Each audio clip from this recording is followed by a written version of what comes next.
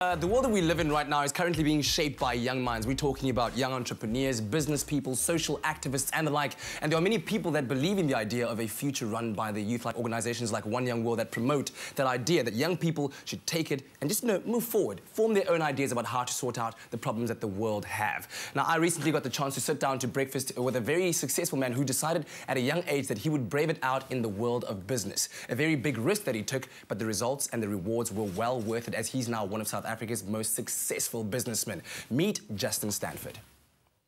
At 28 and one of South Africa's most successful entrepreneurs, Justin Stanford defies all stereotypes of a grade 11 high school dropout.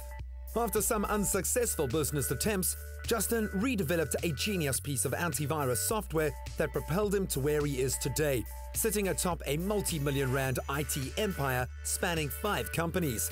Mugg and Bean, the office away from the office, is where he shared how he made his own way to the top. So when did that entrepreneurial bug bite you for the first time? I think for me it started when I was in junior school, and the first time I ever made money for myself was I sold apple juice that I bought from my father's farm to my classmates, and I made a profit and I saved up for something which I was saving up for, and that was quite exciting. Justin had an idyllic farm upbringing and was a top performer at school in Somerset West in the Western Cape. But barely in his teens, a life-changing event caused him to shift focus and immerse himself in his love of technology. So when I was 14 and I was in high school, my whole family and I were coming back from a holiday, and we were in a big car accident.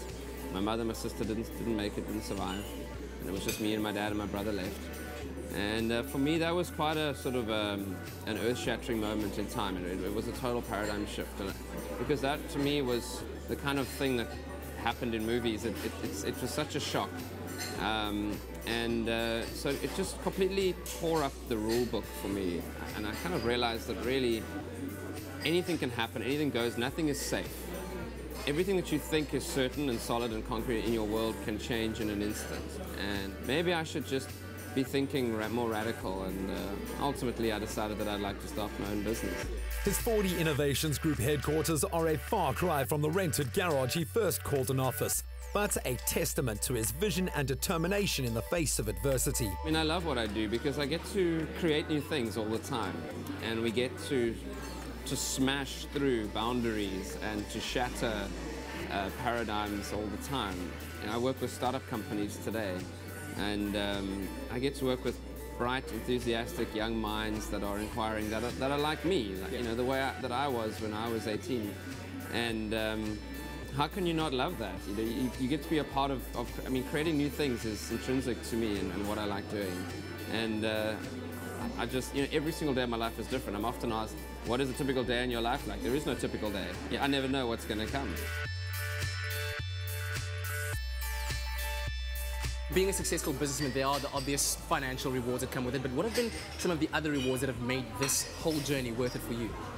It's countless. I think firstly, the self-respect that you earn for yourself is just so valuable. You know, when you overcome tremendous odds and you prove to yourself what you're capable of, it makes you that much stronger for the next obstacle, and again and again and again. And I think that's phenomenally powerful, and it allows you to really reach into what you're capable of. And then beyond that is really the doors that it opens in terms of experiences and people that you get to meet and work with, and opportunities that then start to come your way. It just expands your horizons. And the more you do something like this, the more your mind opens up and sees things more clearly, and you just see so much. You just lift up out of the clouds where everybody else is, and you can just see things from 30,000 feet, and it looks so different. So for me, I think it's just, it adds a richness and a texture and a color to life that's otherwise I would never have discovered. And it allows me to think like a crazy person, completely differently. Now, we've built a certain culture of dependency in South Africa, which I think is really one of our biggest downfalls. If you were to address a group of young people and tell them about opportunity and possibility in South Africa, what would you say to them? I think people need to learn that no one in this world is responsible for you but yourself. And you need to take charge and take ownership of your own life and your own existence, and you've got to stand up for yourself. And I think there's significant opportunity out there, and we need to develop a culture of standing up, tackling what's in front of us, getting on with it, forging through and making our own way and making something of ourselves. Since leaving high school early, founding his first startup at age 18, and robbed of every imagined certainty, Justin realized something few people learn in their lifetime. The perceived rulebook of life is an illusion. One could be a Branson or a Gates. All you had to do was go your own way. Shouldn't you be stepping out of your comfort zone?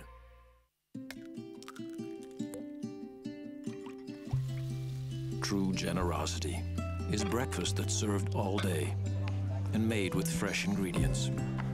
Mugg and Bean, giving you more and more.